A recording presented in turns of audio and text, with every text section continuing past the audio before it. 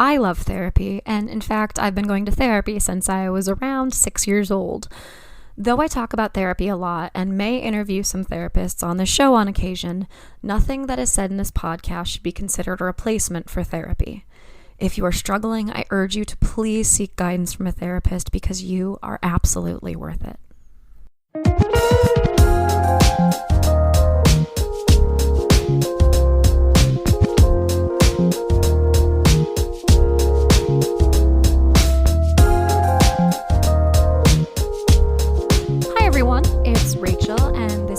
Dine and 69, a podcast about dating, relationships, sex, and self-love.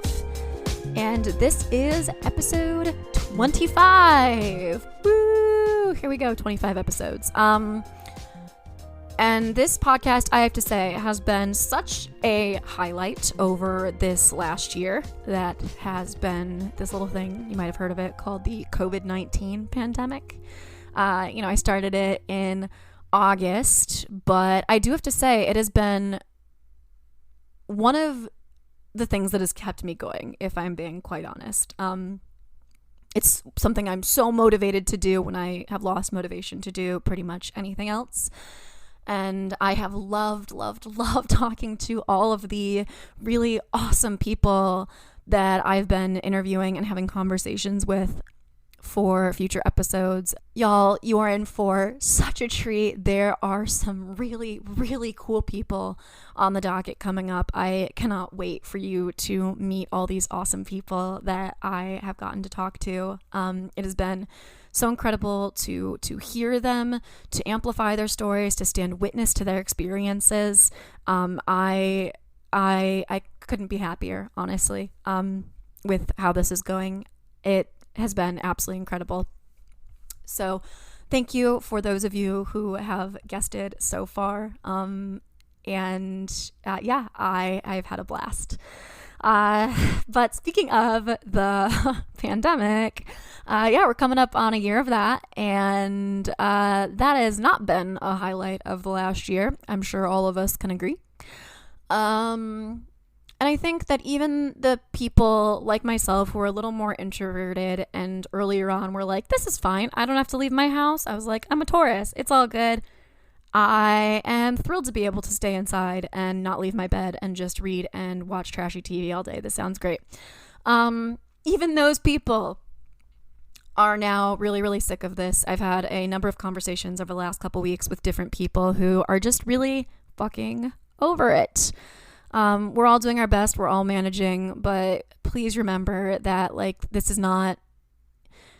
we are not past the be gentle to yourself phase. We're still in the middle of a pandemic, and even though we may be quote unquote like used to it or whatever, that doesn't make it any easier. We're living with constant anxiety about getting sick. We're living with anxiety about potentially getting other people sick and leaving the house. So remember that just because it's been a while doesn't mean that it's time to completely go back to normal, because nothing is normal, and it will be quite some time until we're back at normal again.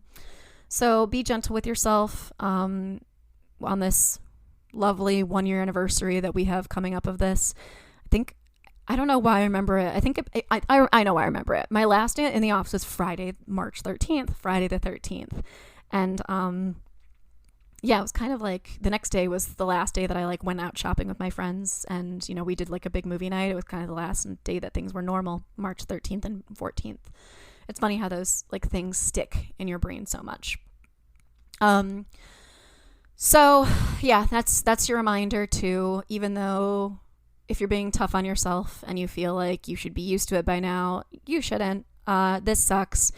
And we're all collectively hitting a quarantine pandemic wall. I think we're getting closer, and we got to keep it on. As the British say, keep calm and carry on. No, that's not just a fancy poster that people have. It actually has historical meaning.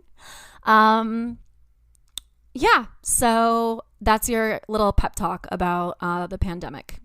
We're all fucking going through it, so please know that you are not alone. Myself and many of the other people are right there with you. Okay, well, we have some really, really great content in this episode. Coming up, Chloe is a stripper. She was a professional dom, and now she does cam work in the pandemic, and it's going to be a great, great conversation. I learned so much. There's going to be a fuck ton of episode notes and resources for this one, everyone. So be sure to check those out because there's some really, really great stuff that we talked about. So before I get to that content, I wanted to mention another little thing that you can check out, which is on the episode with my friend Minette, we briefly mentioned, we talked about Esther Perel, but we also talked about Alain de Botton. And I wanted to say that the On Being podcast, which is really great, it's about like theology, philosophy, and poetry, just kind of life questions, life ponderings. They had Alain de Botton in February of 2017. And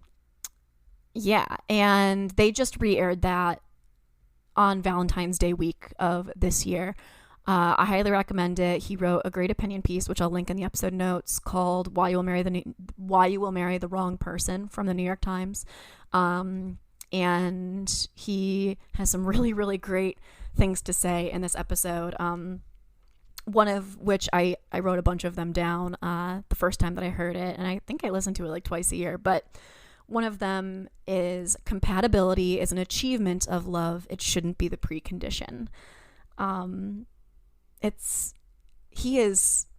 I love his stuff. I've read all of his books. I try to get anything of his that I can get my hands on. He's wonderful. So check out the podcast. I just realized too that it came out the day of my last breakup, which just was kind of odd timing because that podcast was so important to me and all of the things that I took into my current relationship.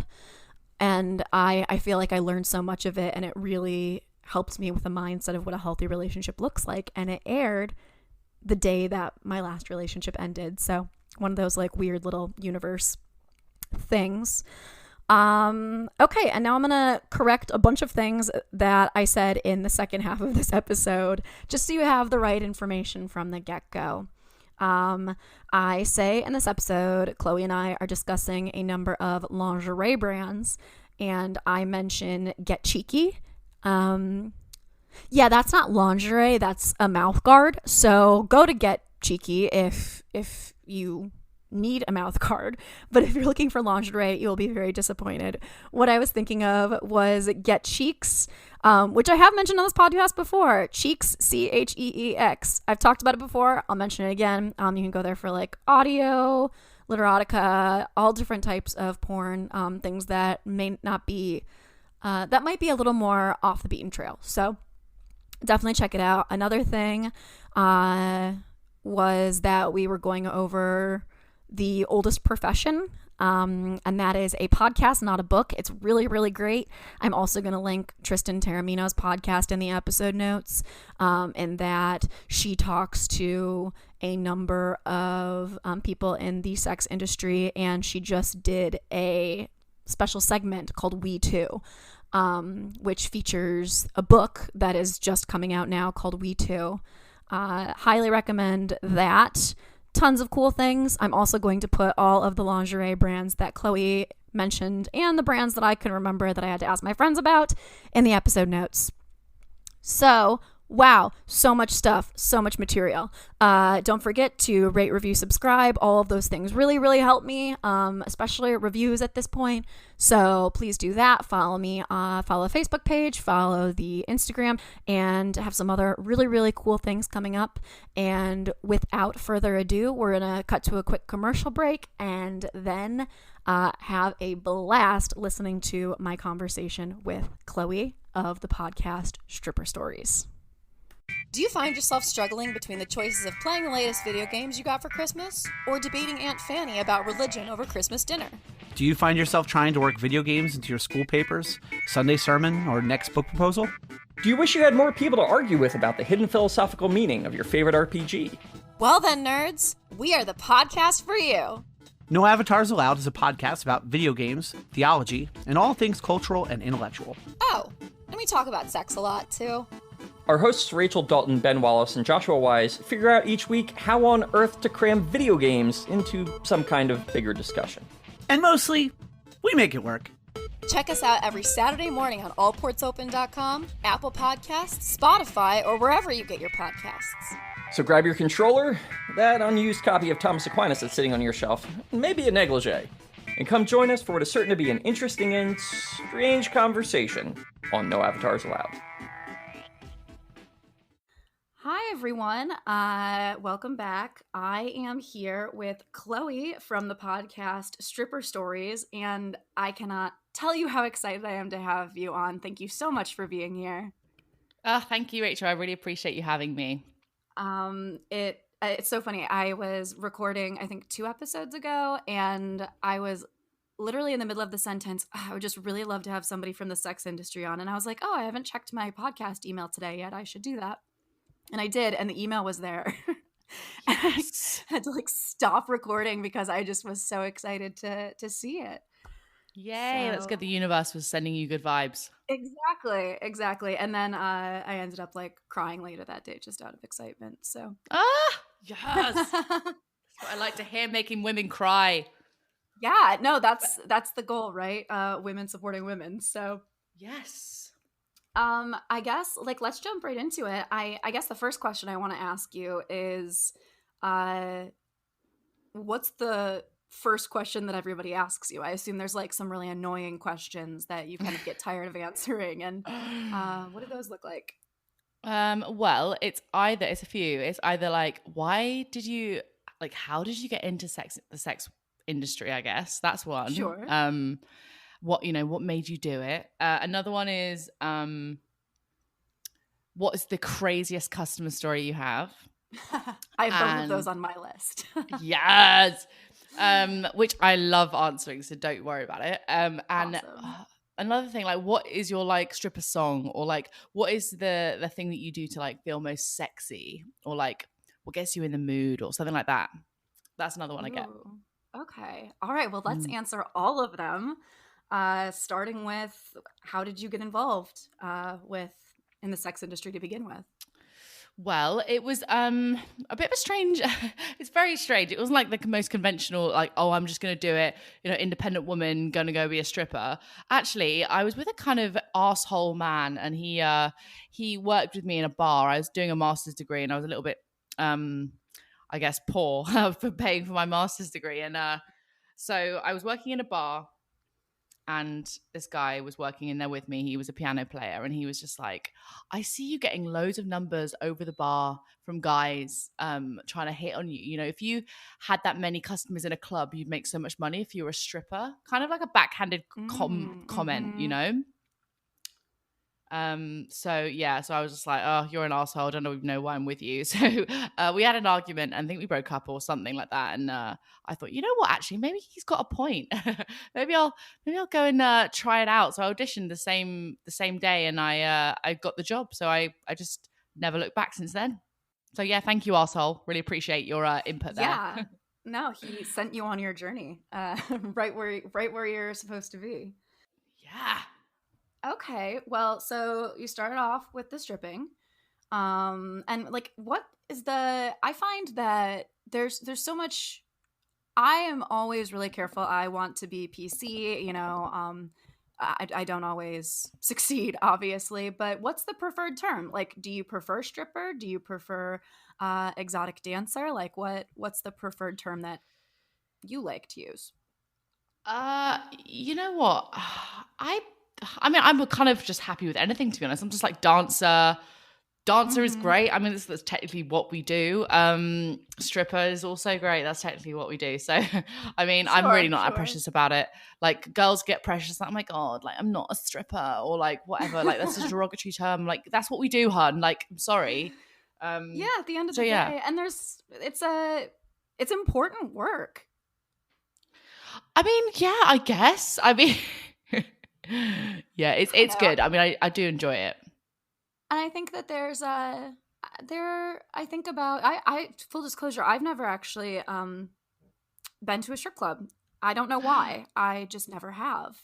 But I have read a fair amount about them. That makes me sound so nerdy.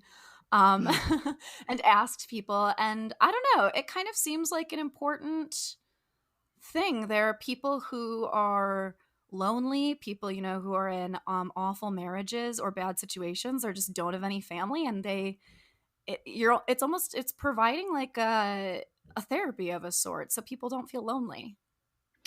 Yeah, absolutely. I mean, it is providing a service, and whatever that service is, whether it be companionship, whether it be just like the physical, like, you know, visual aspect of it. I mean, yeah, it is a service at the end of the day, and you are selling yourself. It's quite a personal thing, really, as well. And you kind of put yourself, obviously standard, you do put yourself more into it than you would, you know, an office job. You know, You're putting yourself on the line there. You're meeting new people every day, and it is quite a kind of humbling experience. Some of the things I've kind of witnessed. So yeah, I really do enjoy my job when it was like pre-COVID, obviously, before when we could lick each other's faces. Yeah. Someday, probably not anytime soon. Do you think you're going to I assume that you're doing something else along those same lines in COVID. Like, what does that look like?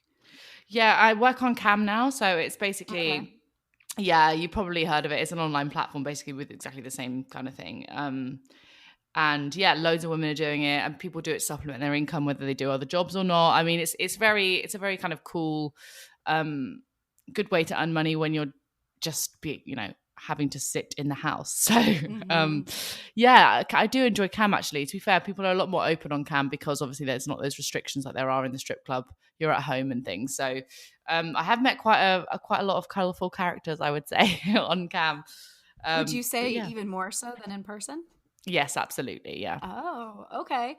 Well, so I guess going back to one of the commonly asked questions, what's like a crazy story that you have, either about your time like in person, dancing in person, or doing cam work, or both? Oh, well, I have one from Cam actually that happened not so long ago.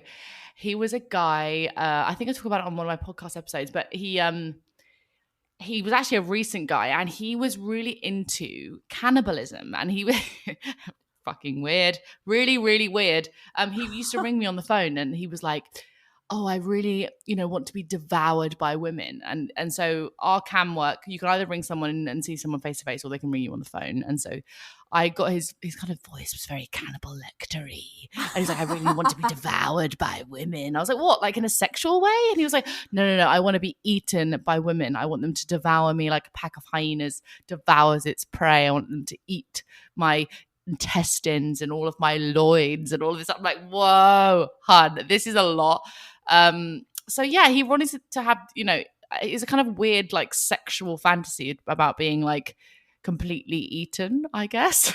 I mean, I've never really experienced someone face to face like that before, so it was a lot to deal with. Yeah, that seems that's a lot of vulnerability to share that, and so I imagine that would be harder to do.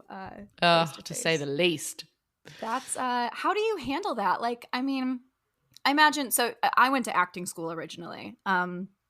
And so, I have a fair amount of training with like improv and being on my toes, but most people in my life would tell you that like even if I try to be flexible, I'm not very good at being flexible. So like, what do you do in those situations when somebody like throws you a curveball that you just aren't expecting? I mean, you just have to kind of run with it, right? Yeah. It's basically an improv class. That's exactly what it is. I did acting as well, so okay. I know exactly what you're talking about. And yeah, it's just one of those things. It's like about not being I guess shaming people for what they're into. And unless it's something that you're not okay with talking about yourself, like for instance, I mean, race play or age play and things like that. Like I'm just not about using racial slurs or using, having fantasies where, the kids are underage or people are underage. Like that is something that people do look to talk about.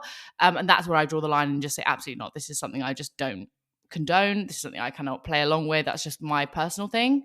But yeah, there are times where you think, oh God, this is fucking crazy. Why am I even doing this? Like, what the fuck? Yeah, I mean, but acting it's just an acting a job, basically. That's all it is. Yeah. Yeah, and I like it. And Yeah. I do imagine, so I know, back to the acting thing, sometimes you get so into character. I mean, do you ever get turned on like in these situations? Maybe not in like the crazier ones, but in some of the... Sometimes it's just like, oh, okay. It's more about like less about the physical thing happening to me. It's more like seeing someone else really turned on. Mm-hmm. You kind of feed off that, I guess. I think we're just human. Like human nature is to just like, if you see something hot, someone really enjoying themselves, like you're like, oh, okay. You kind of feed into it a lot. So yeah, that's probably where it comes from most of the time. But you know what? I've done it for so long now and like seen so many fucking things. I am a little bit like, I decompartmentalize quite a lot, I think. And I think it's healthy to do so. It means that like my actual real relationships in my real life are actually the ones that I look forward to cultivating instead of like looking for this online turn on, I guess. But yeah, it's hard not to be turned on sometimes, I guess. I can imagine. Yeah. Even I think back to like sometimes where I'm just like, oh, did not if I'm on stage with somebody and I'm like, this person is a gay man and I'm really turned on right now just because I was so like in the moment in character. Exactly. Yeah, so I can totally see that. And but I did want to go back to, so you were talking about like that, and that's so interesting that you mentioned that, because I think that's one of my favorite things about like sex in general and talking about sex is its power play. And I think I saw that you've done work as a dom, correct? Yep, that is right. Yeah, That is right. I wanna talk about that. Tell me about that and kind of like how those power dynamics come into play, and what you do to like cultivate those relationships. I mean, you know what it is? It's mostly just being able to get inside someone's mind and figure out, because a lot of these people who do come in for a session, unless you know them really well and they're one of your clients for a really long time, they don't really know a lot of the time what they're into, or what their kinks are specifically. They'll give you a roundabout ballpark, idea, but it's mostly about just putting yourself in their shoes and like mind manipulation, I guess. And obviously, I have never been a sub. I have subs. I've had subs. That's something where I'm only submissive in any area of my sex life during having a relationship with someone else in my personal life. I don't really submit or become a sub in any other facet of my life. That's just not my natural habitat. But at work, I mean, a lot of the people who come see me, especially when I used to work in a dom house or in a dungeon, it was to be dominated, right? So that's how the power play would normally go. They do obviously look to you for guidance for things, and you're not completely, what's the word?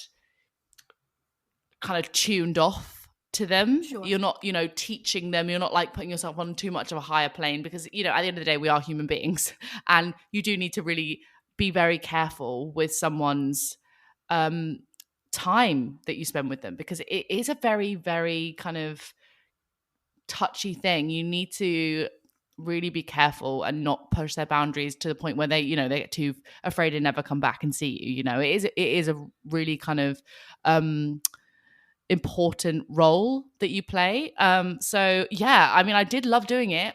Unfortunately, now a lot of the houses have closed down. Right. A lot of the the groups of women who used to work together in these dungeons are not working anymore because of COVID, and it's really sad, because it is really one of those jobs in the sex industry that was kind of trampled on since 50 Shades of Grey came out. People yes. all thought that was what it was, which is absolutely incorrect. So yeah, I'm not sure how that's going to go for that world right now. I think strip clubs will open at some point, but because obviously in the UK it's a meter away, you can't touch. There's no physical contact of any kind. However, in a dungeon there is. So you really do need that to be able to have a good session or a session of any kind. So I think they'll be one of the last places to open up to, unfortunately. Yeah, it's interesting because you were talking about, the mind manipulation and, putting yourself in the people's shoes. It's really, I imagine that there's a lot of stigmas that you hear about of people, dismissing the job, but you have to be so empathetic and like able to read people. Absolutely, yeah. It's actually really incredible, and I don't think that the industry gets enough credit for that. Me either. No, I mean, it's kind of sad. Like nowadays, that a lot of the women I worked with before, they're all mostly online. They've got their subs and stuff online now, so it is a lot harder to read people. Like I said, you do really need that physical contact, that kind of down and dirty contact with them, whether you do full service or not. But yeah, it was a really enjoyable job of mine. I think it also matters who you work with, who you work for, whether you work for yourself or not, and what kind of environment you work in. That does also play a massive part in it too. And the kind of things that your clients are looking for. I didn't do full service. I've never escorted. I've never charged for sex or sexual acts myself. But it's not because, I think any type of way about it. It's just because that's where I do my line, and that's it. Yeah. Of course. Yeah, everybody has that point. And yeah, I completely agree. But you mentioned 50 Shades of Grey.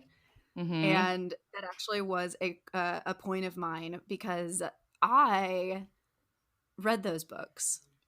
Whoa. Did you? But I read them very, to make fun of them because I read them and I think I was 21. Yeah. And I have close friends who are part of the kink community and were part of the kink community at the time. And so the entire time that I was reading it, I was like, this is dangerous to have out there. Because people are, going to think one thing about what they're getting into, and that's just not what it is. It's so much safer, and there's so much more communication than I think was present in those books. Yeah, it's that kind of rape fantasy, isn't it? It's that kind of losing control fantasy that, a lot of, I hate to say it and hate to be generic, but this is who it was kind of written for, like bored housewife kind of mentality, where it sounds really bad, but, that's someone to be able to just take control of you and you have no power left. Like, it's just almost where they're coming from, right? So absolutely, obviously they can empathize with the characters and connect to the characters a lot easier. So that's why they wrote it like that. But it is completely factually incorrect. So yeah, it is a funny thing. I never read them. I think it was originally Twilight fan fiction. Oh wow, was it? I'm pretty sure. Yeah. That's mental. I mean, I never read them. I watched the films and I was like, no, this is absolutely outrageous. It's pretty bad. It's pretty awful. Oh, no. Okay, so you were saying you never read them. No way. I mean, I used to get my clients coming in so this is, or new clients. So this is what I've read. This is what this has really turned me and my husband on. We'd really like to get involved in this, in your community. I'm like, no, you've been oversold and you're going to be underdelivered because it's just not right. But it's more like kinky bedroom talk. Yeah, that is what it is. That is what it is. And there's the different tool. It's kind of like a intro to the different tools that you can use in kink, which I think is interesting, but it's not how the characters play out that relationship. I don't think is accurate at all. Absolutely not. No. If a guy treated you like that in real life, you'd be like, what the fuck is wrong with you? No, absolutely. Are you all right? Why are you following me? Yeah, literally. It's horrendous. So when somebody comes in with that background, how do you handle that? Do you have a conversation with them about it and kind of figure out where they want to go from there? Yeah, absolutely. I mean, obviously you do have a kind of assessment in the beginning. I guess what you would call it is you fill out a form, depending on what house you're working in. You kind of say your do's and don'ts of what you're looking for, and kind of what toys and what kind of outfits and what you would like the session to kind of focus around. So if you do see it kind of going 50 Shades of Grey, no way. That's what they used to say. So yeah, absolutely not. we would definitely talk to people about it and just be really honest, because no one wants to be oversold something and then feel like the community or like coming to us was a bad decision kind of thing. So Right. you really need to like give people a realistic outlook on what they're gonna receive for their money and their time. So yeah, honesty's the best policy always, I think. Absolutely, yeah. Mm-hmm. Fantasy can be so much more different from reality, and so it's good to temper those expectations. Absolutely. Ooh, so I had like some questions about just kind of like I guess beauty and like body things. Like I'm sure you get asked this all the time, but like when strip clubs did exist once upon a time, what would you do like when you were on your period or when you had ingrown hairs? Like how do you handle just like basic, this is what it's like to be a human in a human body, and like match that with a person's fantasy? Yeah, good question. And actually I haven't been like asked this enough, to be fair. I've been asked it a few times. I'm like, yes, this is what like women need to understand. Like it takes a small fucking village to raise a stripper. You know, Yes. You don't just fucking roll out of bed with that hair and like, you know, all your legs shaved and like your armpits done. Like it just doesn't fucking happen, right? First of all, once you get to the point in your stripping career where you go get laser, that is a massive thing for all women because you don't have to shave then, which is great. I would always say laser is the way. It is a bit expensive, but you know, it does pay for itself later on in life. Trust me, the ingrowing hairs do not happen then, which is fucking great. That sounds like a dream. Honestly, it's so good. Like being a hairless wonder, absolute dream. But obviously Baby Corona, yeah, it's fucking great. But when I couldn't be bothered to shave, I would just wear stockings. Oh yeah.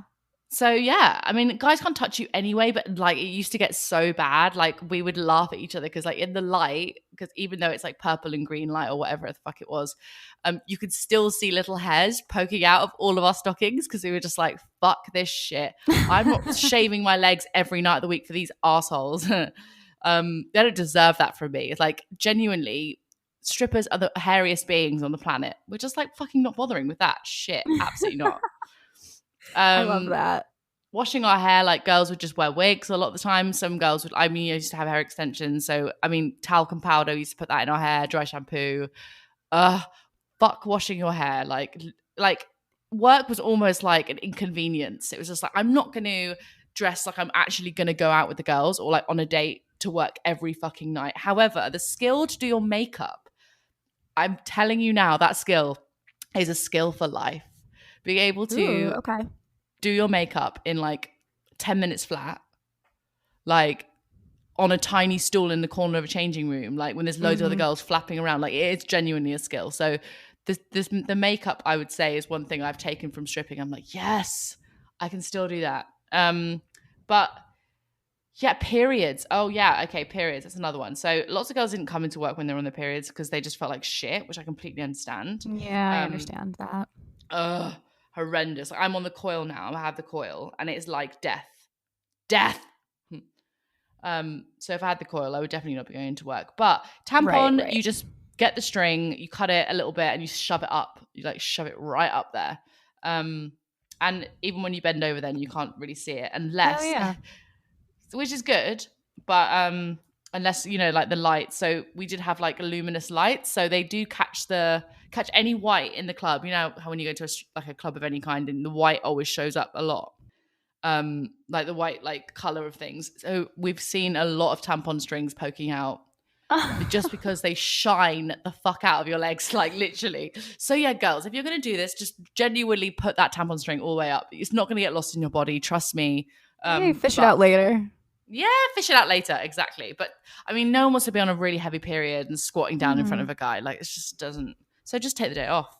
And that's what we used to do. Yeah, and you feel like bloated and you're moody. And yeah, I don't have the patience when I'm on my period. Okay, well, are there any other like tips that you have?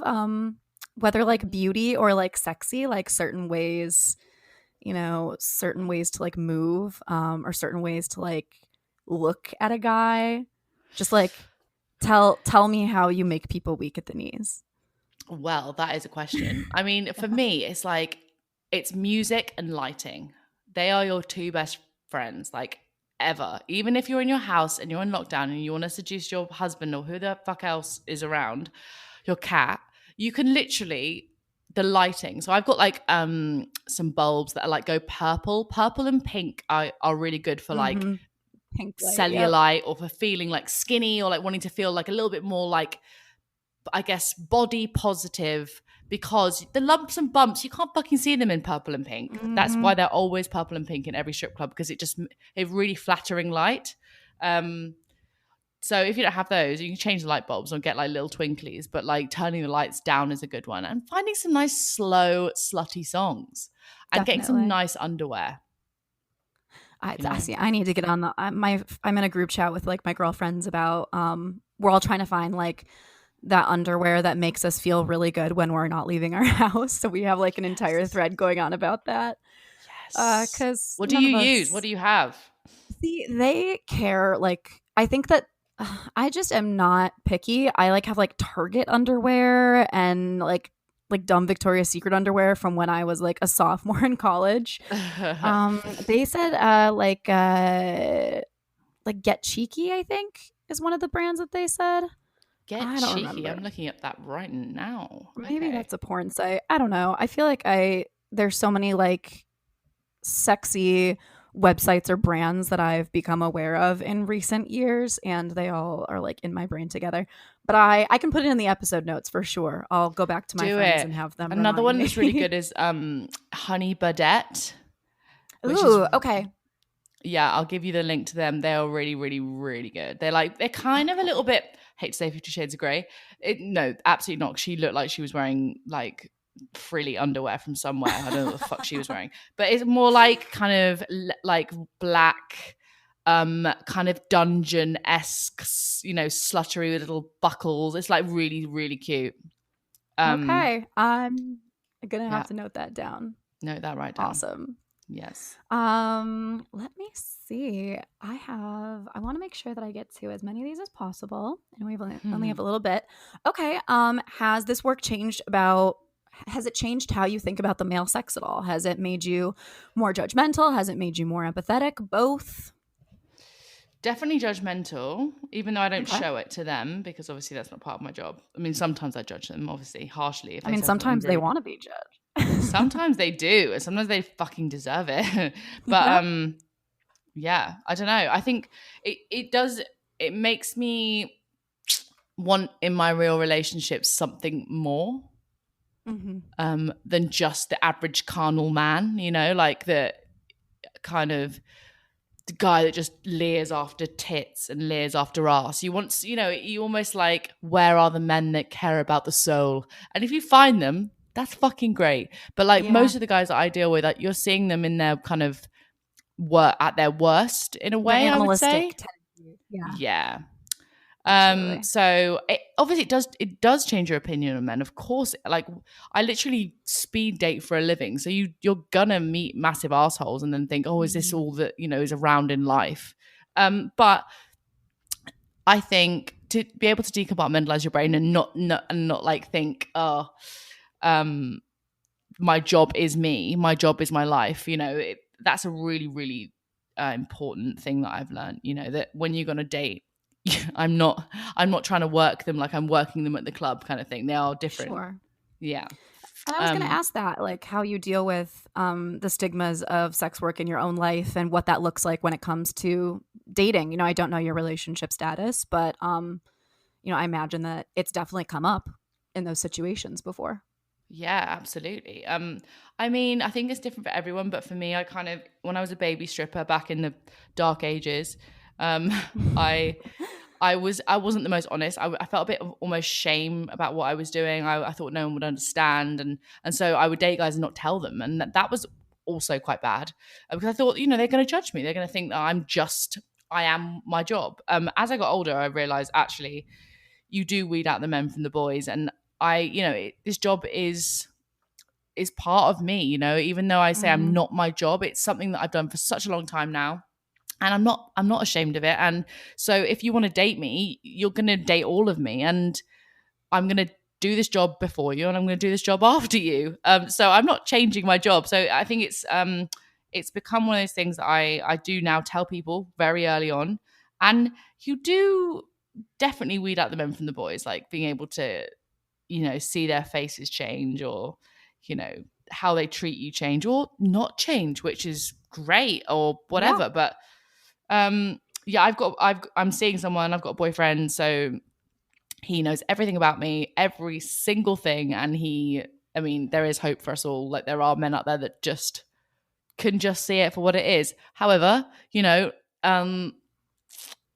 it's like one of those things, like, I've had it before where guys are great with it, and then they'll be like, oh my gosh, in an argument, they'll be like, well, you're just a stripper, or they'll make you out.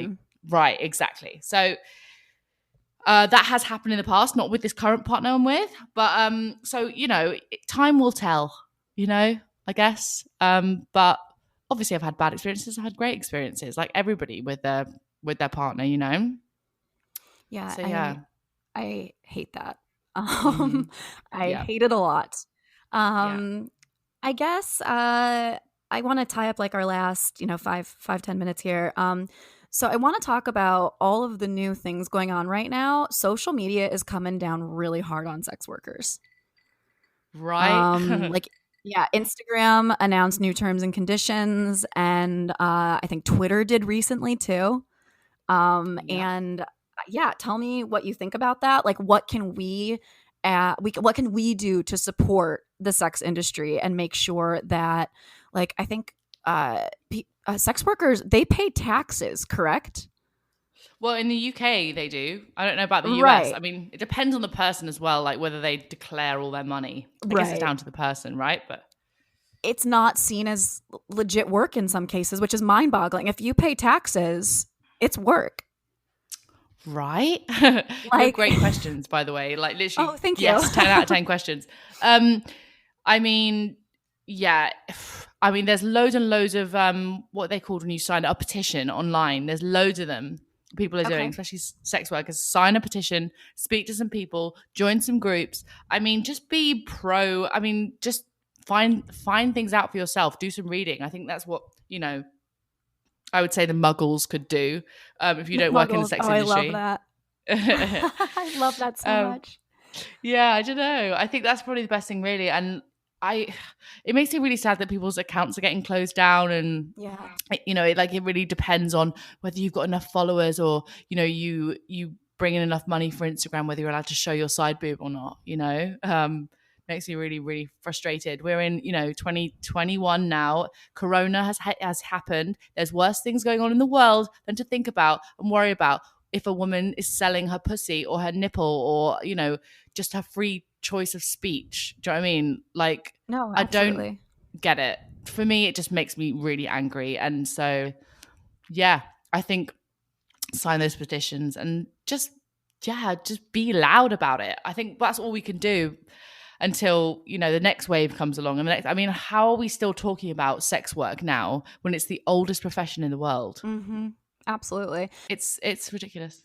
I was actually just listening to a podcast, and I can link this in the episode notes too. It's the I listen to podcasts all day. That's all that I do. I was actually listening to yours earlier today. Yes. This is called The History of Sex Work. It's a podcast called Sex Out Loud with Tristan Taormino. Mm-hmm. And it's a woman named Caitlin Bailey who goes into talking about the history of sex work in the world. All the way back to the beginning. Like you said, the oldest profession. I think there's actually a book called The Oldest Profession. So I'll definitely link that because I want to pick it up now that I've heard about it. Yeah, amazing. Me too. 100%. So yeah, it's absolutely mind-boggling to me. And we know where it comes from, right? It comes from shame and men's guilt for their desires, and a general desire to control women and control women's narrative. Yeah, really well said. It's just like they don't quite understand, the people who are making these decisions, that, we have a choice. Like, before, we could vote, and before, like, we could do all these other things that men can do. It's like, now, okay, we have different bodies that are, you know, that we can make babies, we can, you know, do all these different things. They cannot choose to pick out what is allowed for our bodies, you know. But when they try to silence us and say we had no right for abortion and things like that as well, like, it's just like, why are loads of people making judgment and making rules on our bodies? We don't do that for men. We never have. Nope. We've never been able to. So I mean, I'm never going to be a man shamer, and I'm not going to do it here either. It's just there is two sides to this, and I think our side really needs to be heard. And I think that, you know, hopefully this is, I mean, it starts with us, doesn't it? It starts with our podcast. Like, you've got a fucking great podcast where you shout about it from the rooftops. I do too.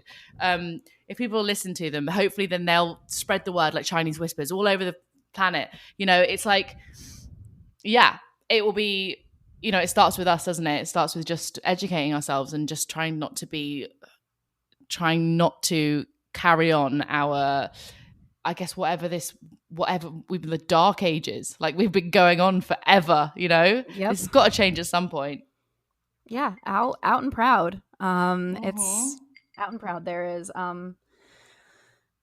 so much good in the sex industry, and I really do think that it's necessary. And I remember I grew up in a really liberal household. My mom really early, you know, I think I was really young, and I asked her, and of course I used the word prostitution as like a 12-year-old, and that was a while back. But you know, I asked her about it, and she was like, "Oh, that should be legalized."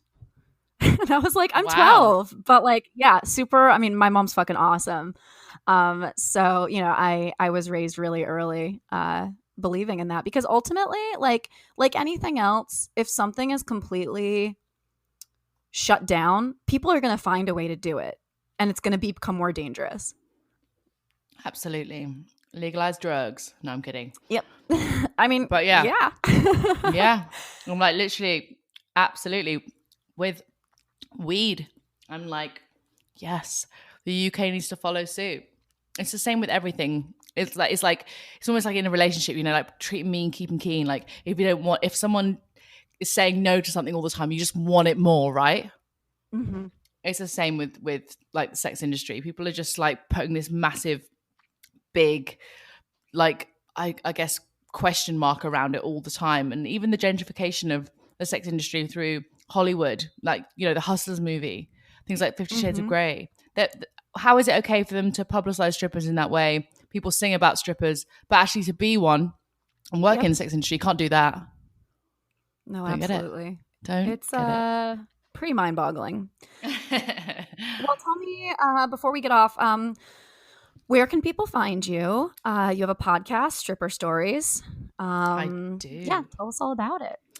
Well, yeah, I mean, it was born out of COVID, like a lot of podcasts have been, but yeah, it's definitely like progressed into something other than just stripper stories. We have like kink doctors come on. We have people who work in the like psychotherapy. We have you know, people from the gay community, trans community, everybody and everyone comes on my podcast and talks and tells their story. So it's a really safe space. It's really hilarious, pretty dirty, not fit for work content. But if you do want to listen to it, yeah, it's Stripper Stories podcast on Instagram, or podcast@stripperstories.com. And yeah, all my episodes are anywhere you can listen to podcasts. So yeah, check me out. Amazing. Well, Chloe, thank you so much for coming on to talk to me. I'm so jazzed that I was able to ask these questions, and I know that my listeners will be excited to hear you also.